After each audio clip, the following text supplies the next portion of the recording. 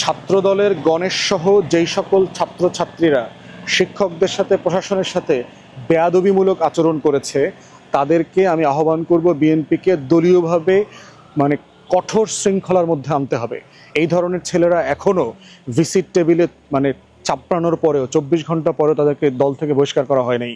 বিএনপিকে বলছি, আপনারা যদি সত্যি আগামী দিনে রাজনীতি ভালো করতে চান, অন্যান্য ছাত্র সংসদ নির্বাচনে ভালো করতে চান, এই গণেশের মতো লোকরাই আপনাদের নির্বাচনের গণেশকে কিন্তু উল্টায় দিবে। সারা বাংলাদেশে ডাকসু নির্বাচন এখন talk of the town and talk of the country as well. প্রথম কথা হচ্ছে যে একটা বিশ্ববিদ্যালয়ের ছাত্র সংসদ নির্বাচন নিয়ে আসলে এত উচ্ছ্বাসের কি কারণ, এইটা আমি নিজেও বোঝার চেষ্টা করতেছি। কারণ হচ্ছে যে ছাত্রছাত্রীদের ভিতরে 24-এর যে গণ অভ্যুত্থানের যে এক্সাইটমেন্ট, সে এক্সাইটমেন্টটা এখনও রয়ে গেছে। এখন সেই 24-এর এক্সাইটমেন্টের সাথে অনেকগুলো কারণ যোগ হয়েছে। বাংলাদেশে কোনো নির্বাচন নাই, দেশের ভিতরে কোনো নির্বাচন নাই, কোনো কলেজ, বিশ্ববিদ্যালয় অথবা স্থানীয় প্রশাসনে, ইউনিয়ন পরিষদ থেকে শুরু করে উপজেলা, পৌরসভা, জাতীয় সংসদ, আওয়ামী লীগ সরকার নির্বাচন কাঠামোটাকে, নির্বাচন নামক যে একটা উপকরণ আছে যে কোনো ব্যাপারে, যে কোনো প্রতিষ্ঠানে, সেটা ট্রেড ইউনিয়ন হোক, কর্মচারী সংসদ হোক, অফিসারদের অ্যাসোসিয়েশন হোক, সব জায়গা থেকে নির্বাচন জিনিসটাকে উধাও করে দিয়েছে আওয়ামী লীগ গত 16 বছরে। অতএব সেই জায়গাতে বুঝতে হবে যে এই ন্যাশনাল যে ইউফোরিয়াটা আমরা দেখলাম যে ডাকসুতে কি হচ্ছে, ডাকসুতে কি হচ্ছে, তো তরুণদের নেতৃত্বে যেহেতু গণ অভ্যুত্থান হয়েছে গত বছর, আর তরুণদের প্রাণের বিশ্ববিদ্যালয়ে যেখান থেকে গত বছরের বৈষম্য বিরোধী আন্দোলন দানা বেঁধেছে, এর প্রত্যেকটা জিনিসের সাথে এটা কানেকশন, এটা কানেক্টেড ছিল। এই ইউফোরিয়াটার একটা বড় জায়গা হচ্ছে 24 তরুণ তারুণ্য এবং আওয়ামী লীগের নির্বাচনী কাঠামো ধ্বংস করে দেওয়ার যে রাজনীতি, এটার ব্যাপারে একটা প্রতিবাদ। দ্বিতীয়ত হচ্ছে ইউফোরিয়ার একটা ব্যাপার হচ্ছে আমরা 2001 সালের পরে আসলে কোনো নির্বাচন পাই নাই। অতএব আমরা সিম্পলি জানি না যে একটা ভালো নির্বাচনের পক্ষে কারা, বিপক্ষে কারা, কোন প্রার্থীকে কে কত ভোট দেবে না দেবে, এইটার যে ডেমোগ্রাফি, এই যে ইলেকশন ডেমোগ্রাফি সম্পর্কে আমাদের সিম্পলি কোনো আইডিয়া নাই। অতএব ঢাকা বিশ্ববিদ্যালয় এবং জাহাঙ্গীরনগর বিশ্ববিদ্যালয়, রাকসু, চাকসু সব জায়গায় যে নির্বাচনগুলো হচ্ছে, এটা একটা বিশাল ফেনোমেনা আকারে আমাদের পড়বার সুযোগ আছে। বিশেষ করে 5 থেকে 6 কোটি তরুণ তরুণী যারা কখনো কোনোদিন ভোট দেয় নাই জাতীয় নির্বাচনে, তারা একটা বড় ডিসাইডিং ফ্যাক্টর আকারে আসবে। এবং এই প্রত্যেকটা ফ্যামিলি, এটা কিন্তু শুধু হাজার হাজার তরুণ তরুণীর বিষয় না, তার প্রত্যেকটা ফ্যামিলিকে কিন্তু তারা ড্রাইভ করবে, তারা ইনফ্লুয়েন্স করবে যে আসলে কাকে ভোট দেওয়া উচিত বা উচিত না। তো সেই জায়গাতে জাতীয় নির্বাচনে একটা প্রভাবক হিসাবে এই ইলেকশন ডেমোগ্রাফির যে রাজনীতি, এইটা বোঝার জন্য ডাকসু একটা বড় নিয়ামক আকারে কাজ করবে। থার্ড হচ্ছে ডাকসু নিয়ে ইউফোরিয়ার একটা বড় কারণ হচ্ছে আগামী দিনে জোটের রাজনীতি, যে বড় দল আকারে বিএনপির রাজনীতিটা কোথায়। বিএনপি যেভাবে সারা বাংলাদেশে ধারণা করছে যে তারা আওয়ামী লীগের অবর্তমানে 250+ সিট পাবে, আসল রিয়েলিটি কি তাই? যদি ভালো শক্ত ক্রেডিবল প্রতিদ্বন্দ্বী থাকে বিএনপির বিরুদ্ধে, তাহলে সেই বাস্তবতাটা কিভাবে ইলেকশনের রেজাল্ট ঘুরিয়ে দিতে পারে, ডাকসু কিন্তু সেরকম একটা ফেনোমেনা। এত বড় শক্তিশালী প্রতিষ্ঠানের যেখানে ছাত্রদল সবচেয়ে পাওয়ারফুল সংগঠন, তাদেরকে এই ভোটের ব্যবধানে হারিয়ে দেওয়ার যে রাজনীতিটা, এই রাজনীতিটা কিন্তু আমাদেরকে নতুন করে স্টাডি করবার একটা বিষয় আসছে, যেখানে অনেকগুলো ফেনোমেনা একসাথে জড়িত। ফোর্থ হচ্ছে যে এই ডাকসুকে ঘিরে ইউফোরিয়ার একটা বড় কারণ হচ্ছে জোটে বিপক্ষ বিএনপির বাইরের শক্তিগুলো যে ডিসাইডিং ফ্যাক্টর হইতে পারে, সেটা আমাদেরকে জানান দিয়েছে। অতএব জাতীয় নির্বাচনে ক্ষমতার যে লড়াই, দ্বন্দ্ব এবং আওয়ামী লীগের পতন এবং পতন পরবর্তী যে আরও গত 1 বছর ধরে আওয়ামী লীগ ছাড়া অন্যান্য রাজনৈতিক দলকে খুব কাছ থেকে দেখবার ব্যাপারে কিন্তু মানুষ অনেক হতাশ হয়েছে। সাধারণ জনগণ, শিক্ষিত তরুণ সমাজ, শিক্ষার্থী এবং পেশাজীবীদের মধ্যে এই ধারণাটা ছিল যে গণ অভ্যুত্থান পরবর্তী পতিত আওয়ামী সরকারের ব্যাপারের যে রাজনৈতিক খাইসলত, সেটা হয়তো নতুন রাজনৈতিক দলগুলোর ভিতরে কিছু পরিবর্তন এনে। তো সেই জায়গায় জোটের রাজনীতি এবং জোটের রাজনৈতিক দলগুলোর চরিত্র, এর প্রত্যেকটা কিন্তু ফেনোমেনা আকারে, ক্যারেক্টার আকারে ডাকসুর নির্বাচনে গুরুত্বপূর্ণ রোল প্লে করেছে। এখন আসি, শিবির কি আসলে এতগুলো আসনে সম্পাদকীয় পদে জেতার মতো সাংগঠনিক ক্যাপাসিটি আছে? শিবিরের নেতৃবৃন্দ সে তেমনটা কিন্তু কখনো মনে করেন নাই। অথবা শিবিরের 1-2 জন ক্যান্ডিডেট যত ভালো করবার কথা, পুরো প্যানেল কি এত ভালো করার কথা? অথবা 3টা সম্পাদকীয় পদে আপনার শিবির প্যানেল নির্বাচিত হয় নাই, কিন্তু এটার বদলে কি অন্যান্য প্যানেলের কেউ নির্বাচিত হয়েছে? তাও কিন্তু হয়নি, স্বতন্ত্র হয়েছে। অর্থাৎ ফেনোমেনাগুলো দেখেন, ইলেকশনে হলগুলোতে কি হয়েছে, সবচেয়ে বড় রাজনৈতিক দল আকারে ছাত্রদল কিন্তু শুধু ক্যাম্পাসের ফ্যাকাল্টিতে অথবা ডাকসুতে খারাপ করে নাই, তারা প্রত্যেকটা হলের সংসদেও কিন্তু ব্যাপকভাবে খারাপ রেজাল্ট করেছে।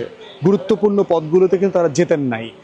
আবার জগন্নাথ হলের যে ফেনোমেনা, যে এর ভিতরে একটা ভেরি রেসিস্ট এবং একটা ধর্মবিদ্বেষী একটা ফোবিয়া টাইপের ভোটিং প্যাটার্ন আমরা দেখলাম, যেখানে বাম প্রার্থীরা ভালো করেছেন, যারা মানে কন্টিনিউয়াসলি শিবিরকে অথবা টু সাম এক্সটেন্ট যারা মাদ্রাসায় পড়েছে, যারা এনসিপির বাক্সাসের সমর্থিত প্যানেল, তাদেরকে যে ট্যাগিং করেছেন পাকিস্তানি বানানো, রাজাকার, মুক্তিযুদ্ধ, আওয়ামী লীগের সেই বয়ানকে ফিরিয়ে নিয়ে আসছেন, তারা আবার ওখানে ভালো করেছেন।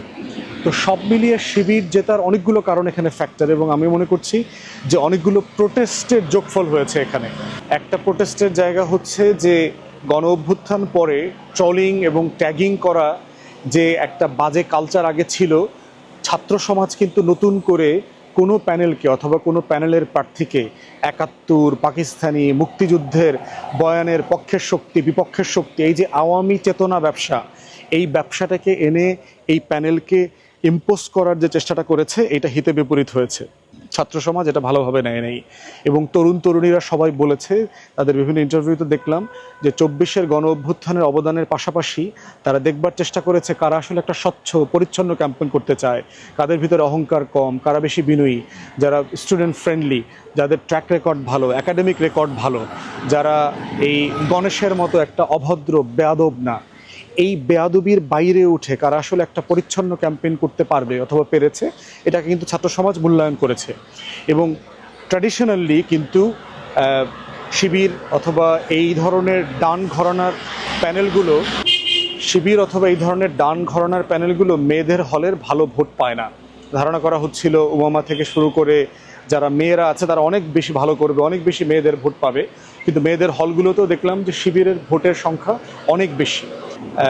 যেটা মনে করা হয়েছিল যে আসলে শিবিরের কি এই পরিমাণ ভোট আছে, তার কি এত নেতাকর্মী আছে, এটা আসলে ব্যাপারটা তা না। ইভেন আমার বিশ্বাস শিবিরের অনেক নেতাকর্মী আশ্চর্য হয়েছে যে এই পরিমাণ ভোট তারা পেয়েছে।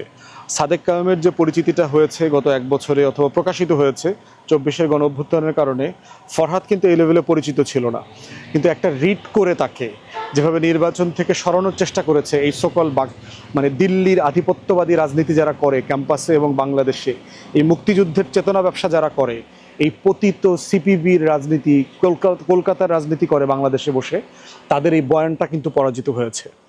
অতএব বিভিন্ন কারণে ডাকসুর নির্বাচনটা আমাদের সবার জন্য আগামী জাতীয় নির্বাচনকে রিড করবার একটা গ্রামার তৈরি করেছে, এবং আগের আমাদের যে নির্বাচনের গ্রামার ছিল এর কোনো গ্রামার এই গ্রামারের সাথে মিলবে না। এবং এই ডাকসু, রাকসু, চাকসু, জাহাঙ্গীরনগর বিশ্ববিদ্যালয় থেকে শুরু করে যেখানে যেখানে আগামী দিনগুলোতে নির্বাচন হবে, এর প্রত্যেকটা নির্বাচন বাংলাদেশের আগামী রাজনীতির মনস্তত্ত্বকে বিন্যাস করবে। অতএব আমরা আমাদের জায়গা থেকে মনে করছি যে এই রাজনীতিটাকে আমাদের বোঝা আগামী দিনের ভবিষ্যৎ রাজনীতির জন্য গুরুত্বপূর্ণ। এখন কনসিকুয়েন্স দেখেন, বাংলাদেশের ডিপ স্টেট কিন্তু বহুভাবে চেষ্টা করছে এই নির্বাচনটাকে ইনফ্লুয়েন্স করবার জন্য। একটা আসন ভাগাভাগির চেষ্টাও তারা করেছে, যে এই প্যানেল থেকে ভিপি দেন, ওই প্যানেল থেকে জিএস, ওই প্যানেল থেকে এজিএস, সকল দক্ষিণপন্থীদের উত্থান ঠেকানোর জন্য। এবং আমরা দেখতে পাচ্ছি যে বাংলাদেশের সকল যে 111-এর কুশীলব, এই বাম, কলকাতা দিল্লির বুদ্ধিজীবী, গণমাধ্যম, পত্রিকা এবং এই বাম ঘরানার যে সুশীল সমাজ আছে, তারা প্রচণ্ড নার্ভাস হয়ে গেছে। তারা বোধ করছে তাদের যে মুক্তিযুদ্ধ ব্যবসা, তাদের যে দিল্লির আধিপত্যবাদ কায়েমের যে ব্যবসা, এই ব্যবসাটার পতন হয়েছে, এই ব্যবসাটার বয়ানটা পরাজিত হয়েছে। এর মানে কি এই তরুণ সমাজ বাংলাদেশের অস্তিত্ব, স্বাধীনতা, মুক্তিযুদ্ধ, ৭১-কে ছোট করে দেখছে? মোটেই না। তারা কি ২৪-কে ছোট করে দেখছে? তাও না। কিন্তু এটাই হচ্ছে একটা গ্রামার, এবং এই গ্রামারটাকে আমরা বলছি বাংলাদেশপন্থী রাজনীতি, এবং এই বাংলাদেশপন্থী রাজনীতিটাই হচ্ছে আগামী দিনের বক্তব্যের বড় জায়গা। শিবিরের কি আসলে খুব উল্লসিত হওয়ার ব্যাপার আছে, অথবা ইসলামপন্থীদের? আমি মনে করি না। যে এইখানে আসলে জামাত শিবির তার ডক্ট্রিনের রাজনীতির কোনো সফলতা দেখাতে পেরেছে, ব্যাপারটা এরকম না। এখানে অনেকগুলো না, আমি তাকে চাই না এই কারণে, আমি তাকে চাই না এই কারণে, আমি তাকে অপছন্দ করি এই কারণে, আমি তাকে ঘৃণা করি এই কারণে, আমি তার দ্বারা নিরাপত্তাহীন হতে পারি, আমি তার এই সন্ত্রাস পছন্দ করি না। এই যে অনেকগুলো নেগেট করা, এই নেগেট করবার পরে এর থেকে ভালো অপশন শিক্ষার্থীদের কাছে আসলে আর ছিল না। তো এই অপশনটা জাতীয় নির্বাচনেও আসবে। যারা বড় দলের বিপক্ষে ভালো, সৎ, সজ্জন, দায়িত্ব অনুভূতি আছে এমন মানুষদেরকে আপনার কন্টেস্টে দিতে পারবেন, তাদের জিতে আসার একটা সম্ভাবনা আছে। অতএব এই রাজনীতিটা কোনো মতাদর্শিক বিজয়ের রাজনীতি না। এই জন্য শিবির থেকে শুরু করে টোটাল প্যানেলকে অত্যন্ত সতর্ক হতে হবে যে এইটা এখানে ইসলামের বিজয় হইছে, অথবা কোনো মতাদর্শের বিজয় হইছে, অথবা এটাই বাংলাদেশের ভবিষ্যৎ। এই ধরনের রাজনীতির ফাঁদে পা দিলে আমরা কিন্তু আবার ওই জঙ্গি মৌলবাদী রাষ্ট্র, ওয়ার অন টেররের যে বয়ান পশ্চিমা এবং ভারতের আছে, সেটার মাধ্যমে কিন্তু আমরা বিপদে পড়ব। এবং 1 থেকে 6কে মনে করিয়ে দিচ্ছি, বিএনপি জামাত ক্ষমতায় আসার পরে, জামাতের 2 জন মন্ত্রী হওয়ার পরে এই যে ওয়ার অন টেররের ডিসকোর্স, বাংলাদেশের জঙ্গি নাটক, মৌলবাদের নাটক যেটা দিল্লি অর্কেস্ট্রেট করেছে, ঢাকা বিশ্ববিদ্যালয়ে শিবিরের এই বিজয়, যেটা আসলে ইসলামের বিজয় আকারে ব্যাপার দেখার সুযোগ নাই, যেটা ইসলামপন্থীদের বিজয় আকারে দেখার সুযোগ নাই, কিন্তু যদি সেটাকে সেভাবে দেখবার চেষ্টা করে জামাত শিবিরের এই বৃহৎ বলয়, তাহলে বাংলাদেশ এবং এই দলগুলোর কিন্তু বিপদ আছে। 2001 থেকে 6-এর পরের যে বিপজ্জনক রাজনীতি তাদেরকে লগি বৈঠা থেকে শুরু করে গত 16 বছরে ফেস করতে হয়েছে, তাদের উপরে এরকম খড়গ নেমে আসবে। তাই বিজয়ী প্রার্থীদেরকে বলছি, কাউকে এক্সক্লুড করা, কোনো মতাদর্শিক রাজনীতি, সুশীল, বাম যাদেরকে পছন্দ করা হয় না, তাদের জায়গা থেকে তাদের স্পেসকে যেন মানে সংকীর্ণ করা না হয়, তাদের স্পেসকে যেন ছোট না করা হয়। ক্যাম্পাসের সবাই যার যার জায়গা থেকে, সেটা ইসলাম বিদ্বেষী হোক, সেকুলার হোক, যে যে রাজনীতি করতে চায় তাকে রাজনীতি করার অধিকার দিতে হবে। তাকে বয়ান দিয়ে, যুক্তি দিয়ে, তর্ক দিয়ে পরাজিত করতে হবে, তাকে শক্তি দিয়ে না। অতএব সেটা করলে কিন্তু বাংলাদেশ বিপদে পড়বে, তাদের রাজনীতিও বিপদে পড়বে। তাই মোটা দাগে ডাকসুর নির্বাচনটা আসলে আমাদেরকে অনেকভাবে মানে মানে দেখবার সুযোগ করে দিয়েছে, এবং এটা নিয়ে আরও অনেক পর্যালোচনা করবার সুযোগ আমাদের সামনে আসবে, আমরা সেটা নিয়ে কথা বলবো। বাট আপাতত মনে করতেছি যে সব পক্ষ নির্বাচনের ফলাফল মেনে নেওয়া দরকার, কারণ নির্বাচন যথেষ্ট পরিমাণ সুষ্ঠু হয়েছে। এবং আরেকটা গুরুত্বপূর্ণ হচ্ছে, 78% উপরে বেশি ভোট পড়েছে, যেটা বাংলাদেশের ইতিহাসের অন্যতম একটা বিরল ঘটনা। যারা প্রায় আমাদেরকে প্রশ্ন করে আওয়ামী লীগ ছাড়া কি নির্বাচন হবে, জাতীয় পার্টি ছাড়া কি নির্বাচন হবে, ডাকসু তার প্রমাণ। ছাত্রলীগ ছাড়া, জাতীয় পার্টির প্যানেল ছাড়া একটা নির্বাচন হয়েছে, যেই নির্বাচনে 78% ছাত্রছাত্রী ভোট দিয়েছে, এবং যেই নির্বাচনে দেশের সবচেয়ে শিক্ষিত, সচেতন তরুণ গণ অভ্যুত্থানের পক্ষে শক্তি ছিল, এবং সেই নির্বাচনে জগন্নাথ হল, যেটা ধরে নেওয়া হয় ছাত্রলীগের একেবারে মানে মানে ট্রেনিং গ্রাউন্ড অথবা ক্যাম্প, সেখানেও তারা ভোট দিয়েছে, তারা তাদের প্রার্থীকে ভোট দিয়েছে। তারা উমামা ফাতেমা অথবা মেঘমোল্লার বসুর মতো চরম ইসলাম বিদ্বেষী, মুক্তিযুদ্ধের ব্যবসা বাণিজ্য যারা করে, সেই রকম চক্রগুলোকে তারা ভোট দিয়েছে। এবং এই ভোটের প্যাটার্নটাও কিন্তু বাংলাদেশের স্থিতিশীলতার জন্য দুঃখজনক হবে ভবিষ্যতে, যদি তাদেরকে সবাইকে আমরা বাংলাদেশ ফোল্ডের পলিটিক্সে আনতে না পারি। যারা পরাজিত হয়েছে দেখলাম যে অনেকগুলো প্যানেল এই নির্বাচন প্রত্যাখ্যান করেছে, কিন্তু প্রত্যাখ্যান করবার মতো কোনো ভ্যালিড এভিডেন্স, ক্রেডিবল এভিডেন্স আমরা এখন পর্যন্ত দেখি নাই। 1, 2, 4টা যে অভিযোগ আসছে, আমরা চাই প্রশাসন এগুলো সিরিয়াসলি তদন্ত করুক, তদন্ত করে এটার একটা ন্যায্য ফয়সালা করা হোক। ছাত্রদলের গণেশ সহ যেই সকল ছাত্রছাত্রীরা শিক্ষকদের সাথে, প্রশাসনের সাথে বেয়াদবিমূলক আচরণ করেছে, তাদেরকে আমি আহ্বান করব বিএনপিকে দলীয়ভাবে মানে কঠোর শৃঙ্খলার মধ্যে আনতে হবে। এই ধরনের ছেলেরা এখনও ভিসিট টেবিলে মানে চাপড়ানোর পরেও 24 ঘন্টা পরেও তাদেরকে দল থেকে বহিষ্কার করা হয় নাই। বিএনপিকে বলছি, আপনারা যদি সত্যি আগামী দিনে রাজনীতি ভালো করতে চান, অন্যান্য ছাত্র সংসদ নির্বাচনে ভালো করতে চান, এই গণেশের মতো লোকরাই আপনাদের নির্বাচনের গণেশকে কিন্তু উল্টায় দিবে। অতএব এই ধরনের অভদ্র বেয়াদবদেরকে অবিলম্বে আপনারা দল থেকে বহিষ্কার করেন।